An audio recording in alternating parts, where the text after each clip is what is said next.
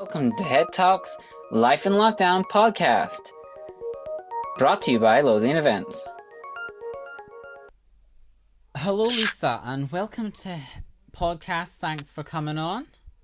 Hello, Michael. How are you doing? I'm doing good. So thanks for coming to the Head Talks podcast, which is great. So I'm going to ask you 4 questions, and we'll just go through them bit by bit, and I'll maybe ask you some questions with some of the stuff you say, and we'll just see how it goes. Fantastic. Looking forward to it. Alright then. So let's start. So, how have you been adapting to life in lockdown? So, for me, lockdown's been a bit of a strange experience.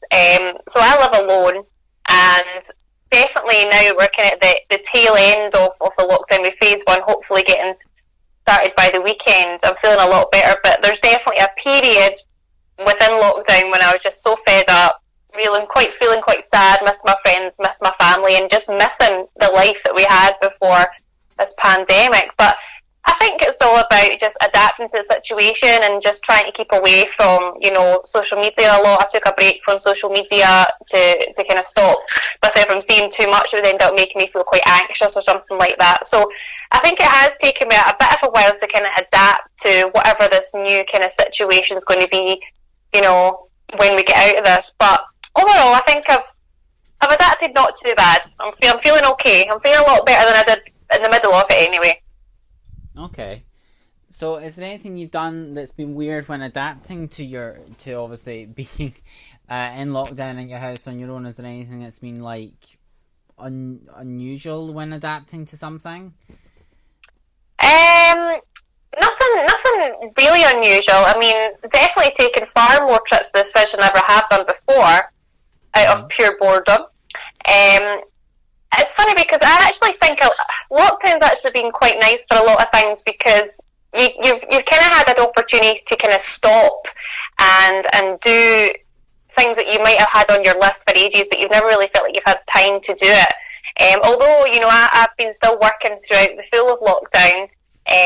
There's still been times at the weekends, obviously not being able to go out or whatnot, having plenty to do within the flat. So, been doing a bit of decorating, been baking. I love to bake.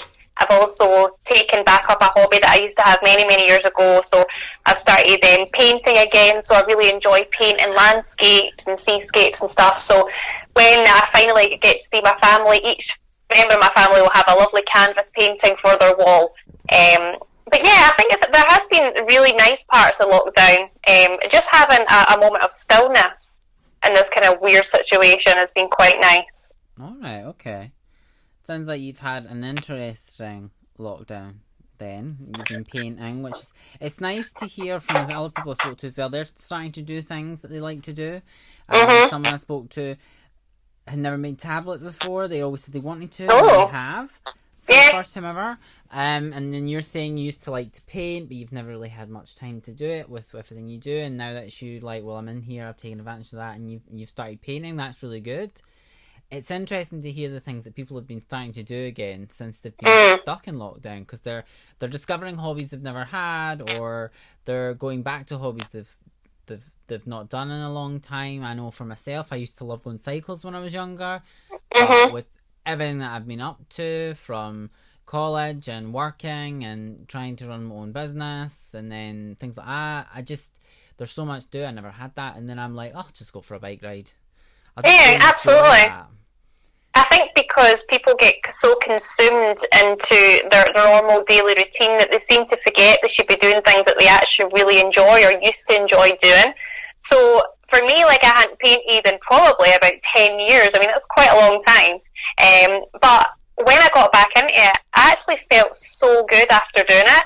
And then for me, like, I'm going to continue doing that after lockdown and the restrictions are lifted. I mean, baking, I enjoyed baking anyway, but, I'd always wanted to try and bake Scottish morning rolls, or be able just to bake a roll. So I did that, and I actually achieved to make rolls. So I was really happy about that. And yeah, so it's just like developing new skills, but feeling good about yourself while you're doing it. Mm-hmm. Plus, I think having the ability to, I think people are going more walks and stuff now as well. Because I don't know, I used to cycle, and I sometimes would get a chance to cycle. And since I've been cycling and going out on my bike in this weather, Mm-hmm. especially in lockdown, more people are out on their bikes or walking their dog or just going for a walk, and it's definitely got a positiveness, not just for obviously it's being healthy, being on a bike, but there's also that mental health aspect to it. You know what I mean? Yeah, absolutely. I mean, the thing is as well, it's so much better for the environment. You know, the people are out there and they're on their bikes. I actually seen something on social media just this morning, actually, and it was down in London, and the amount of people that were on bikes was so unusual, and we're really, really hopeful that that'll continue, because, yeah, it's good for your exercise, it's good for your mental health, your well-being, but it is really, really good for the environment as well. So there's lots of great things that come from that. I'm desperate to get a bike. I've not got a bike. I had an old bike. My sister got it stolen when she was living in Glasgow. Oh no, that's not ideal. She was told by the landlord, don't leave it in the close, and, well, it went missing. But luckily my partner had a bike, so I stole his. I was like, I'm cycling your bike. Well, see, my parents have bikes. I feel like I want to kind of borrow, but obviously I can't go up there. They live about 15 minutes away. But when I was so last year we took students away from West Lothian College and Forth Valley College to Holland, and that was the first time I'd ridden a bike in forever. So I was riding a bike, and it was right next to all these beautiful windmills, and there was canals and stuff. It really was absolutely beautiful, and that actually really inspired me to get a bike, but I've just never bought one. I think the problem is because I don't really have good storage for it. I live in a ground floor flat. Yeah. So and I don't have a good. I mean, I could probably put it in my hall cupboard, but I think it'd be a bit awkward. Yeah.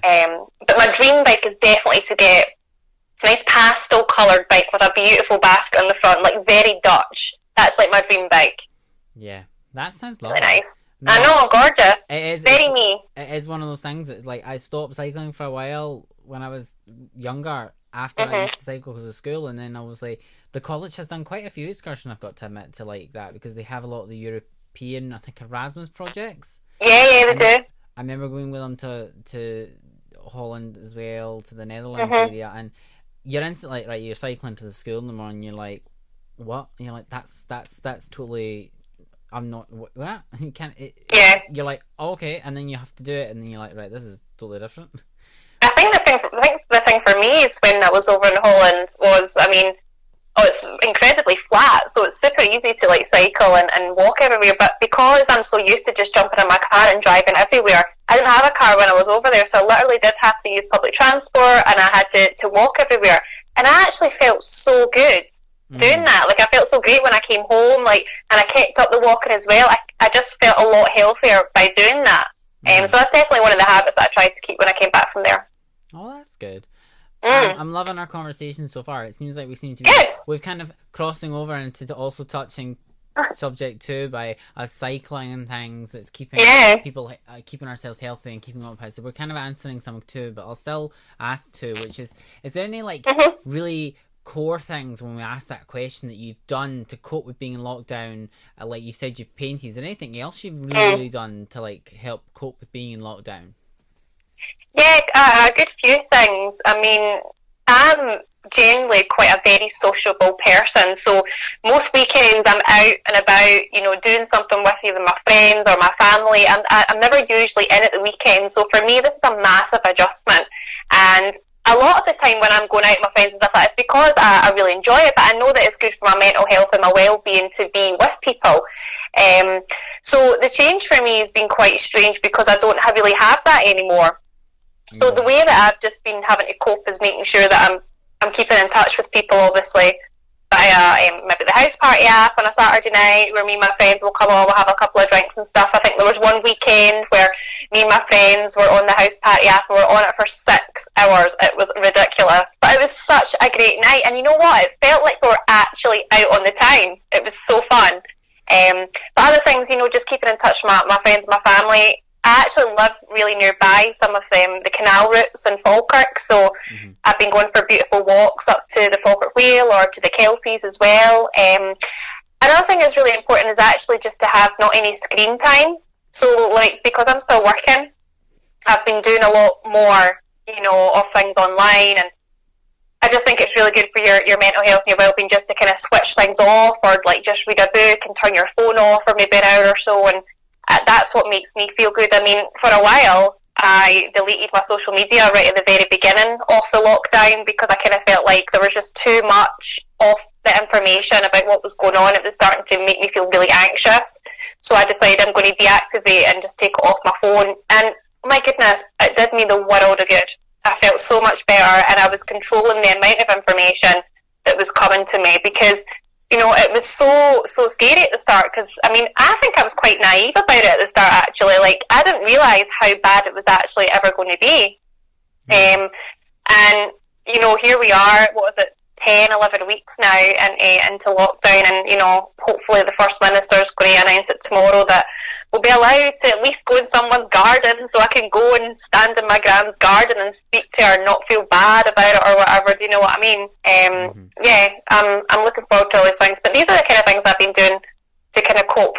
It's just making sure that that you're looking after yourself, and if you're starting to feel a bit crappy or you're feeling a bit lonely or anything like that, to recognise it within yourself and then take the steps to speak to someone about it and make yourself feel better. Definitely getting out of the house has been a big one for me, because of that. There was definitely 1 week, and then I was really starting to miss my family, my friends, and I hadn't actually been out the door in probably about a week, and I was starting to feel really quite rotten. And then I actually went out and I felt so much better, and then I realised that we're not designed to be stuck in these houses like every single day, so we do actually have to get out and get fresh air. Yeah. And I did, and I kept hold of that, and I feel so much better now that I've kept that up. No, I totally agree with that. One of the things I was going to say is you're saying you were on house party for 6 hours. That's insane. That's oh my goodness! Social. That was ridiculous. Technology socialing to quite a high thing. No one said that this so far in these talks. I was on a social chat with my friends. It was, yeah. But that's not a bad thing. We are, as everybody knows, humans are a very social creature. We need that habit. It's part of us. So social distancing is something that's hard. But what intrigues me is you're saying, right, we're used house party and that's a 6 hours, and that's 6 hours that you would normally have if you were out and about. You maybe go for a meal or out something like that. But one of the things that fascinates me is when I look back at this, I'm like, right, technology's been quite a big important part of it. Like, if we took that away, what would this have been like without it? Like, I don't think people would have coped the same. It would have been a totally different thing, because I think technology has allowed us to keep connected, and I think the internet's become, everyone goes, oh, the internet's in business terms, they go, the internet's, it's a want, it's not a need. I think at this moment in time, it's kind of blurred the line. It's become more it's a need, not a want, if that makes sense, because it's an essential. Do you know what I mean? Yeah, no, absolutely, and I've said it as well, that I just don't know how any of us would have survived if this happened maybe like, 10, 20 years ago. I mean, technology has evolved so rapidly even in the past decade, you know, and, you know, like, I wasn't even aware of that, an app called House Party until lockdown. Do you know what I mean? I'd never heard that before, and I did tend to, like, FaceTime my mum here and there, but I never FaceTimed really my friends, because I would always, you know, meet them face to face. And I remember the first time we got on a house party, there was a real awkwardness about it, because we never really did it before, and we kind of wrapped it up over like 1 hour. Like, we played a couple of games and stuff, and then we're like, right, that's it. But the time we were on for 6 hours, we were all having drinks, we're all having fun, we're playing the games, and we're playing music and all that sort of stuff, and it was such a laugh. We had such a great time, and that's definitely one of the top memories that I'll come out with through this lockdown and the full pandemic. Is that night? It was just so great. I felt amazing after it. It was so fun. Yeah, I agree with that, and I think a thing I'm seeing, and it's a thing personally for me, is when I've looked at it, and I keep following the technology landscape because I like technology, but one of the things I've seen is the internet service providers. They've seen a massive increase in their usage. And the problem with that is, if you've seen any of the news, companies like Netflix and things like that, who have been allowing people to stream movies and stuff, the internet's not designed for the amount we've been on it at this moment in time. No, I know. That's what's made me interested. Because everyone goes, oh, we've got brilliant internet, but then you look at it and Netflix is like, well, actually, that 4K film we were going to let you watch, you're not getting that 4K now, because the internet can't cope with everyone streaming at 4K at once. And I'm like, that shows us, the internet's there and it works, But it has got a point where it could cripple itself, and the companies have had to adapt to that to still allow us to use it. And I think ISPs will need to.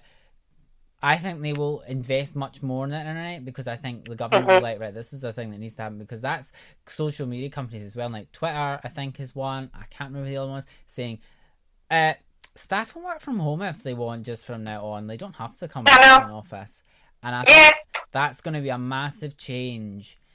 Absolutely. From like things, because I've heard from the grapevine that are certain organisations are like, from this moment on, you're at work, home for the time being. We don't know when you'll be back. And then I think there was another one that's been like, well, you're just to stay at home for now. We will tell you when you come back. But I think a lot of them, a great example is, I know for a fact my mum, she works for a certain institution, can't say who because of privacy, but they sent her home with a computer that was at her desk. And I'm like, I don't think they'll make her come back to work, because I think they'll just say, just work from home, because her job mainly relies on her filling out reports on her computer and going visiting particular clients. That's it. So I think it'll be interesting to see if they say, oh, you need to come back to the office. I think they'll just say continue to work from home. So it'll be interesting to see the landscape, and the business landscape especially, evolve around coming out of lockdown. Will they bring employees back? Will some just say stay at home? Obviously there's some businesses like retail that'll always have a front in your face establishment, but we've seen online sales have increased massively. A lot of small businesses, from some of especially the business reports I've been watching on BBC, some of them are like, oh well, we have only survived because of the internet, like the online sales. And I'm like, right, so what's happened to the businesses that have never been online? Have they just collapsed under this, if that makes sense? Yeah, no, absolutely. And I mean, especially, you know, Young Enterprise Scotland, the charity that I work for, so I oversee the Bridge2Business programme, which is a further education programme. But my usual working pattern would be that I would be in Forth Valley College 2 days a week, and then I would be working from home for 3 days of the week and doing other bits and bobs for projects and things like that. So I am quite used to working from home. However, there's a limit as to how much you kind of want to do, because I used to quite enjoy maybe going to a coffee shop and sitting and doing your work somewhere else, or, you know, going into the college and just sitting there at a desk or something like that, you know, have a bit of change of scenery. But I mean, we are so lucky now. I mean, I ran my own business for about 6 years. I had a shop. I had a dress boutique. I think I might have told you this before, Michael. But I had a dress. My class and me. I think it was my first year at college doing business. You and you were telling the story, but if you want to tell the viewers a little bit, that's fine, because it gives them context to what you're going to tell. Well, I was just kind of thinking. I've been thinking about it. You know, if I still had my dress boutique, you know, how would my business have survived this? Because the way that it happened, the pandemic happened within my peak selling season. So I very much doubt that my business would have survived, and if it did survive, it would have been really, really struggling, because I would have lost months of trade in my peak season. And I do often wonder what would have happened. Then I look at the other small businesses that were maybe similar to me, like retail businesses. I mean, Falkirk, where I live, has got some fantastic independent businesses, and they all have really good websites as well, but people do enjoy going in and trying stuff on and whatnot, but they're now saying that when you want to try stuff on, you're not going to be able to go in and do that, or if you do, this clothes need to be quarantined and all this sort of stuff. It's just going to be such a massive change. It's going to be really, really strange. It's going to be very interesting to see the landscape of business after this, especially where it's like, I know my gran, for instance, loves to go and shop in M&S. It's one of her favourite shops. And she goes in and she likes to feel like her sister's the worst for shopping. We went to M&S once. She was trying to find a pair of trousers that she wanted, and she touched almost every pair, going, "That's not the right feel. That doesn't feel right." And I'm like, "Is that going to be allowed in shops? Are people going to be?" Then I'm like, people are touching things in Asda and stuff, and people are being told different. I don't know. It's they are saying not to touch things when you're going to the supermarket. You have to reduce the amount of things that you touch. But yeah, I mean, I do the same when I go shopping. I like to touch the fabric and make sure that it's a good quality fabric. And it'll be really, really difficult to shop now, like how we used to. I mean, I love to shop. Shopping's like one of my most favourite things, but I'm very much, when I go shopping, I have to like to try things on before I buy them. So it's not ever going to be as easy as it used to be. So that's one of the things I'm not really looking forward to. However, I think my bank balance will be really happy about that. You know, that's definitely something. I think a lot. Yeah. But yeah. So on that note, so how has your job been affected? Obviously, you've been working from home some time because you normally would do it and things. But how is the part of it where you go and be in a college and be around students and talk to them and be in that environment? How is that job part, your job, been how's that been changed, and how is I've got myself tongue tied there. How is that changed and adapted to the role? Because obviously the colleges, a lot of them are shut, including West Lothian. How has that affected that part of your job role then? So it has affected all of the organisation with Young Enterprise Scotland. I mean, the Bridge2Business programmes obviously for colleges, but we also deliver in secondary and primary schools, and we also deliver programmes at our head office in Glasgow. But yeah, for me, I mean, and the team who work with me, I mean, we can't go to college. The colleges are obviously closed. But the way that we've coped and we've adapted to the changes during lockdown is through the means of technology.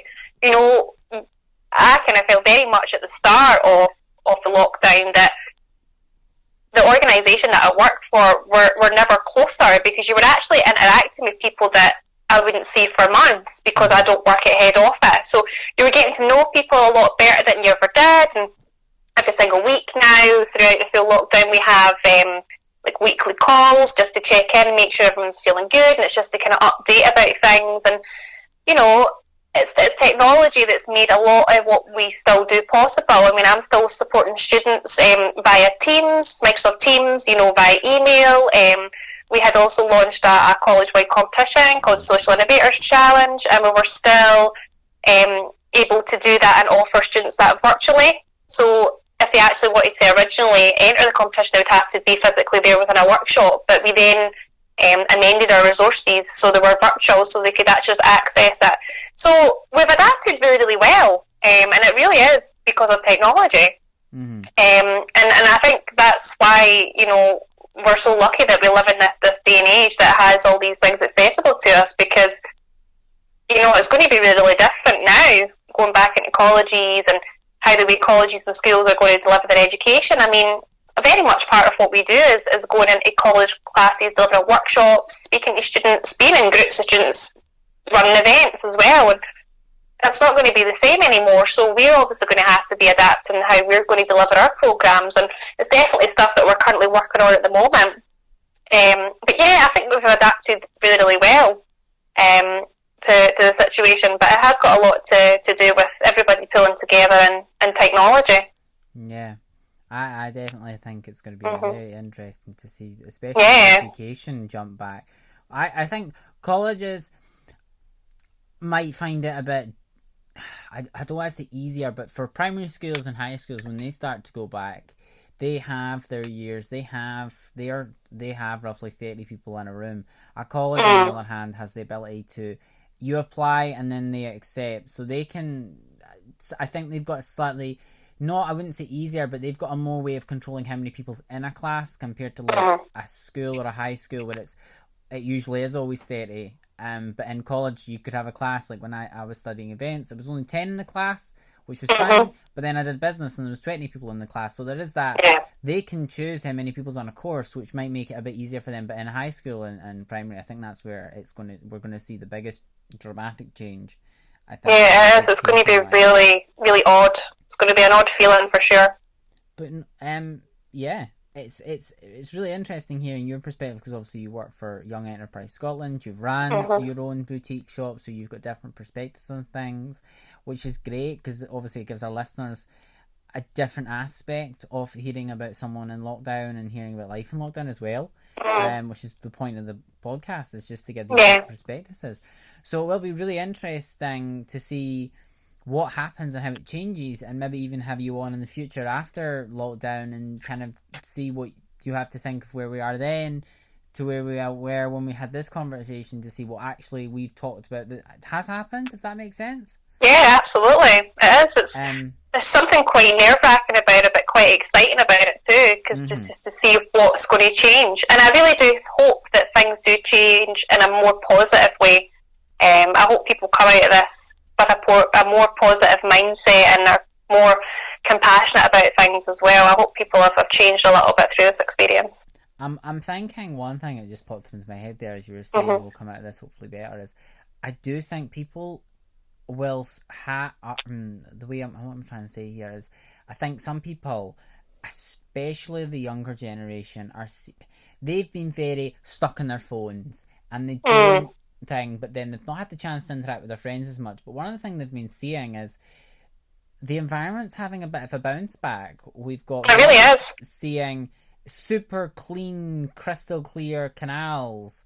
And you're like, wow. And then you look at, there was a BBC did a drone footage of over London, and it was much clearer, the picture, because obviously there wasn't as many cars on the road. And I'm seeing, like, I think it was a street had deer wander into it, and kids were like, oh my god, there's deer on the street. And I think someone said to me, it was one of my friends I was talking to the other day, and she went, I feel like this is Mother Nature's way of claiming back a bit of the planet to make people realise how important the planet actually is. And I'm like, that's a really interesting way to say COVID-19, it is horrible, it has killed people, we're at something odd million now infected, hundreds of thousands have died, but at the same time I was like, that is horrible. But the way she put it was so good, because it was it's like Mother Nature's common cold to help make us realise some important things to help us change. And I was like, that actually, I kind of like that analogy, because it wasn't horrible. And then I think there was something on social media that I saw, and I don't know if you saw it as well. It was a guy called Tom Dooley, who does children's stories. And it was brilliant. It was just a wee short story. It was about him telling a story to a child, but it was about what life was like after this lockdown. And he gave it a nickname in his story.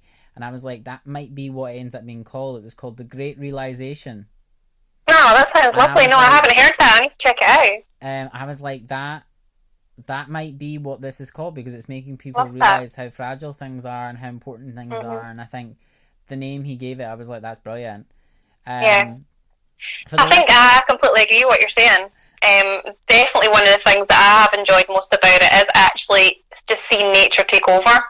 Like seeing animals that would never usually be in, like, the city centre of Glasgow, or, you know, the bird song has never been louder, and, you know, there's just, I don't know, and I actually really enjoy going out for my walk and seeing the grass hasn't been cut and it looks really quite unkempt. And I don't know, I do feel as though that it has been a real realisation for it. I think, definitely one of the things I've enjoyed through lockdown is seeing how nature's changed and how the animals have changed as well. It's been quite nice, actually. I've enjoyed that. Yeah. I'm just going to say, so for the listeners who are listening, if they're interested in hearing about the Tom Dooley story, it'll be in the link in the description below, so they can check it out as well, since I've mentioned it, because obviously why not. But yeah, it is interesting to just see people have different perspectives on everything that's happening and hearing everything, and then people are saying all this and that, and it's great, and it's actually great hearing your opinion. So what I'm going to ask you now is, if you've got any tips for people and our listeners to say, here's how something I've done to help me in lockdown, and kind of thing, like something that's helped you keep a positive mindset, or something you can pass on to help people think on how they can keep a positive mindset. Yeah, I mean, I think this is definitely something that gets said a lot, but it genuinely is okay not to be okay through this, and it's okay not to be okay in general, even without being through a lockdown. But I mean, this has had a massive effect on people's daily lives, and, you know, I mean, people have lost family members, they've lost friends. It's been really quite horrific. But, you know, I think it's really important to always remind yourself how lucky you are, that you might not be in that situation, or, you know, that you're actually quite healthy, and, you know, you've actually survived a pandemic, which always kind of makes me kind of gasp a little. I can't believe I've actually managed to live through something like this. It's just mental. But I think it's really important to understand yourself, and, you know, if you're not feeling particularly happy, or you're feeling a little bit sad or low, that it's actually okay. But make sure that you're actually recognising that within yourself and doing something that makes you feel happy. Make sure you get outside, get some fresh air, go for a walk, go to the supermarket, listen to some music, do something that you enjoy. And sometimes when you feel absolutely rotten, it can be really hard to get the motivation to do these things, but sometimes you just got to really kind of power through. And reach out to people, speak to people, because you'll probably find that a lot of the people that you know are feeling exactly like you through this. But I think it is just to be mindful, take care of yourself, do the things that are going to make you feel happy. Also, don't spend your life on social media. I mean, social media is so boring at the moment because nobody's got anything really to post. And if you're ever on social media and only follow the people that you're actually interested in. I mean, I only follow things that make me feel happy. I don't follow any of the Kim Kardashians or anything like that. It's just not my thing. But yeah, just do things that make you happy. That would be my advice. Well, that's really good to hear. I'll just add one thing to the end of that, and that was, you're saying about social media. I've got to admit, the one social media I thought I'd never have was TikTok, and I've downloaded it. Oh no, you didn't do it, did you? I got to admit, it's an app that I was like, I'm never going to use this app. I've not used it, but some of the videos on it do make you smile and cheer. Cause that's great. So yeah. I have to say, I never thought I'd use it, but one day I was like, I'm so bored, what can I do? It's like, let's download TikTok. I'm going to see what it's all about. Because my sister says it was funny, and everyone keeps saying, so I downloaded and I just watched some of the videos, and it was like things with Ant and Dec and Will Smith, and I'm like, they were making me laugh, and I'm like, these are funny. Oh, see, that's good then. That's good. So I was like, oh, that's a good way to keep positive, even though I said I'd never use the app. But like, even downloading an app you said you've never going to use, like TikTok or something that's got fun, like house party and stuff, you've never done that, I'd recommend just give it a try, just download it, try it. If it makes you laugh and makes you cheery, then that's a good thing. That's a definitely way to keep a positive mindset as well. No, absolutely. Some of my friends have downloaded TikTok, and they're trying to get everybody to download it. I'm like, I'm absolutely not downloading TikTok. But I didn't actually realise TikTok wasn't just people doing silly dances. There's actually other stuff on it. So to be fair, I probably quite enjoy it. But I'm sticking to my guns at the moment. My lockdown hasn't got that bad yet. Well, all I can say, Lisa, is thank you very much for agreeing to come on Head Talks and just give us your perspectives of life in lockdown and how your job's been slightly affected, and also your perspective on what's maybe going to happen slightly as we come out of lockdown. So it's been really interesting and really a pleasure to have you on. Thank you. I've enjoyed speaking to you. Yeah, that's it really. So thank you for coming on Head Talks and enjoying this conversation, I hope, and giving this information that people can listen to and be able to look back and go, oh yeah, that was helpful. Or do you know what I mean? Yeah, absolutely. Yeah. Well, thank you very much. I hope I've helped someone. You've helped someone, definitely. Whoever listens to this, someone or more than one person will get help from this. And that's why I think that's why it's important to have a selection of different people talk, because everyone's got a different space, and someone might be in the same boat as you, but maybe but they might be in the same boat as someone else, so it gives them that different perspective. So yeah, that's it really. So thank you for being on Head Talks, and all the best kind of thing, and hopefully have you on again sometime in the future, as hopefully this podcast continues, it gets more people listen to it, so we can have your perspectives maybe in the future and after we come out of lockdown, whenever that may be completely, and just see, we can talk about how everything's changed and what changes we can see, which would be really interesting. That will be. I look forward to that. Thanks, Michael. If you want to find out about any more information that was discussed in this podcast, then click on the video description below and you'll be able to click on links that'll take you to certain websites and Facebook pages that were discussed within this podcast. If you want to keep up to date and follow our next podcast episode, then follow us on Facebook. The link's in the video description below. Give us a like on this video if you liked it so we can keep making more, and give us some comments and feedback you have on the episode. This episode of Head Talks was brought to you by Loathing Events, so follow us on Facebook and let us keep you up to date with what's going on.